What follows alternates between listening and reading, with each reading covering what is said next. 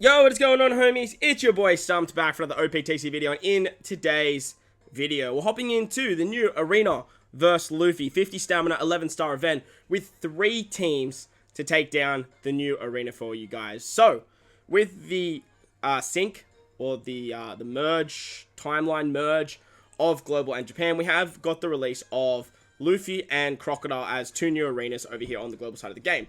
And with this particular piece of content came the release of Nami and Ussop and Robin and Jinbei. Now, Nami and Ussop are very, very good for this particular piece of content, but not a lot of people actually have that unit, as no one really summoned on that banner. So unless you got lucky and pulled them on the free multi, this particular piece of content can be a little bit tricky. Finding friend captains can be a little bit tricky. But in today's video, I do have 3 teams for you guys that can clear this without using Nami and Ussop as a friend captain. I will leave a link in the description for you guys for some other teams that I did use on Japan, as this content literally only came out like this month on Japan. So I do have some other teams for you guys to take that event on. But if you are enjoying today's video, make sure to belt the like button for me. And if you're new to the channel, hit that big red subscribe button as well. With that said, let's dive into the content. Alright, so the first team utilizes Moria and a friend captain, Doflamingo. So this is the team, those are the supports. Let's dive in. Alright, so we're over here on stage 3, because unfortunately this particular team is the only team out of the 3 that isn't a no-stall team. But on turn 3, we come up against either Law or Kid. Now, Law and Kid do the same thing. You get 1 turn of despair and a full board. They just rotate your orbs randomly. But they also put up an orb barrier. Law will put up a sight orb barrier, where Kid will put up a dex orb barrier. So this is where this team struggles a little bit, because it is a little bit of RNG. If you get Law, you will be in better stead, because I have the Mr. 3 support on our Enel. If you guys don't have the Mr. 3 support, it's not essential. It just helps out a little bit. You can use it on the Ideo. Like, it doesn't really matter too much. It depends on where you're struggling, really. I just stuffed that up because I was chatting away.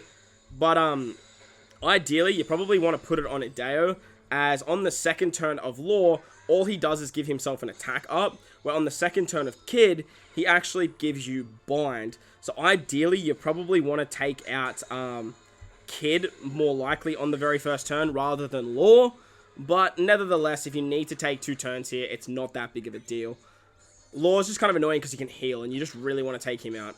On to the next stage, we come up against Zoro. Now, Zoro gives us an attack buff and an orb boost, a very small one, and he puts up the chain limiter, as well as giving us a full board of block orbs, and has 3 turns of resilience. So on this stage, we can use our Treasure Map Cavendish special, as well as our Ideo, to give ourselves a chain lock, a full board of orbs, a 1.75 times attack boost, a 1.75 times orb boost, and with that, we can do a butt ton of damage to Zoro. Ideo also delays, because Zoro has a counter mechanic.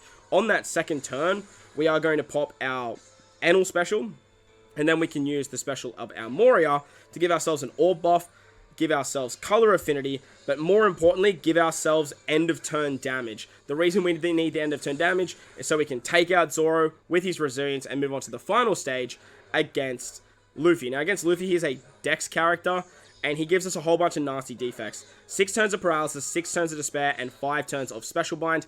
This is where, obviously, utilizing Nami and Ussop is very good, because they can get around all of this. He also rolls back our specials of our sailors by 2 turns. Very annoying. So we can use the super typing of Moria. Because we have a full driven team, we can get 1 turn of cooldown. With Doflamingo, we can use his super class to give us 1 more turn of cooldown as well.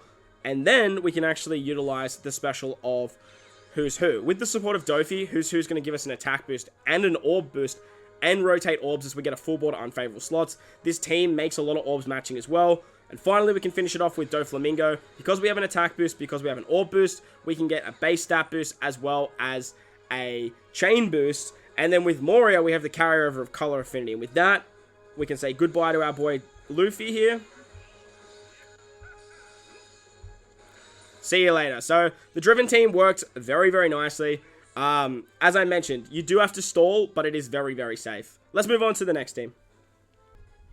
Alright, so moving on to the next team now. Big shout out to my boy Venge for the inspiration for this particular team. But it is a mono powerhouse team led by the new Kaido and All-Stars, or Kaido, the Beast Pirates, whatever you want to call them.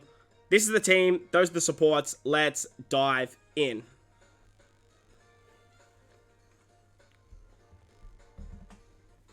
Alright, because this is a no-stall team, we are basically just going to roll with it. and just let them do the work. Because we're using a full powerhouse-based team, we can just sort of single tap, let the end of turn damage of the Beast Pirates do the trick for us, and we are hunky-dory. The fact that we are running all powerhouses means that we get 400 times end of turn damage depending on whatever color we are, whether that be Kaido, whether that be King, Queen, and Jack. Ideally, you want to start the fight as the All-Stars, not as Kaido. Fairly important that you do that, as when you get onto this particular stage against Kid, you can actually switch into Kaido. That's going to guarantee you a Strength Orb, and that way you can get past his barrier. I have tested this both with Kid and Law, and either way, it actually works quite nicely. Because we have the Mr. 3 support on Jumanji, we can get that guaranteed Psy Orb anyway. Now, lucky for us, we got an Orb on Big Mom here.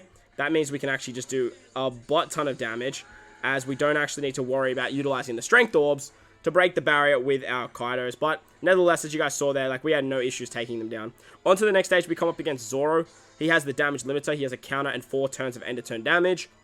He also gives us a full board of block orbs. This is where we're going to use our Lin special. Lin can remove the 5 turns of the attack and orb boost that he gives us, and she's going to rotate those block orbs. What you want to do here is basically you just want to give the orbs to your Psy characters, and then we can use our Fukaboshi special to not only delay, but we can actually give ourselves an attack buff as well. Once we've done that, we are just so good here. Like, Zoro just doesn't even stand a chance. We do so much goddamn damage that, like, he gets absolutely decimated. The fact that Zoro, like, it's not half the damage on Zoro, it's just so nice to be able to take him out on the second turn. Before you do take him out on the second turn, make sure you do switch back into the All-Stars. Fairly important that you actually do that. Otherwise, you may be struggling a little bit for the damage.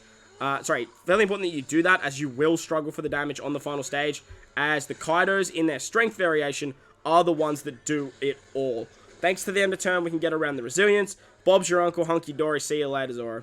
Let's move on to the final stage against Luffy now, who has a Dex unit. He gives us Paralysis, Special Bind, and Despair for about 5 turns, 6 turns each. Thanks to the supports of Vanderdecken, we can remove a little bit of the Special Binds. We can remove a little bit of Paralysis with the Shirahoshi. The Vanderdecken support's really only there just to help out a little bit on the Kid stage if you get binded, if you need an extra turn there. But what we can do is we can switch with the Beast Pirates. That way we can give ourselves the matching orbs, as well as getting our special. Then we can use their specials, both the specials, to give us the cooldowns for our sailors. You do get 2 turns of special reverse on your sailors. Thanks to Jumanji, we can use their special to remove the paralysis, and then we're pretty much good from here. You don't even really need HODY now that I'm actually looking at it. You actually don't need HODY at all, because he removes the special binds, but like the only character that needs the special bind remover is Jumanji. So whether or not you want to bring HODY or just bring someone else, like, it really doesn't matter at all. With that, as you guys can see here, Kaidos are about to pop off. Bop. Boom. They do like, what, 56 million, which is absolutely absurd. The Beast Pirates are so much fun, and the fact that they can do this no stalls makes me very, very happy. Let's move on to the final team now. And the final team of the video looks a little bit like this. We are using Verse Ace with a friend, Toki. So that's the team. Those are the supports. Let's dive in. Now, I do imagine that this is probably the team that most people are going to resort to in terms of farming. It doesn't really use any of the newer characters. It doesn't have, like, too many fancy supports, and it's actually a no-stall team. If it wasn't for the Beast Pirates and how well they actually cleared this, I would probably be using this particular team to actually take on this particular piece of content. But because the Beast Pirates do it so well, they are a new legend, and, like, they're just so much fun, I'll probably resort to using them. But for you guys that don't, you could easily use this team. It does work very, very nicely. You can easily farm up Ace's versatility here if you want to. I prefer to just use the Shinobu strat of just, like, letting Shinobu do the hard work for us, and it just all works really, really nicely. Onto this stage against Law or Kid, you will get, depending on which stage you get, depending on what orb barrier you have a lot of barrier pen with this particular team, so just be mindful of that. You can actually pop the Shinobu special here as well. That's going to help you guys do a little bit of damage as well. For the sake of the argument, I'm going to, because I got very lucky with my orbs. It all really just depends on how, like, lucky you guys get with your orb roll on this particular stage. But nevertheless, like, it doesn't matter too much, I guess, is the best way to put it. Like, it's, if you need to take 2 turns here, you need to take 3 turns, it's fine. But remember, like, most of these characters have barrier pen, namely Ace, namely, Usohachi, and namely, Shinobu Shinobu, Versace, and Usahachi. Yeah, they all have barrier pen, which is really, really nice. Moving on to the Zoro stage, we get a full board of block orbs.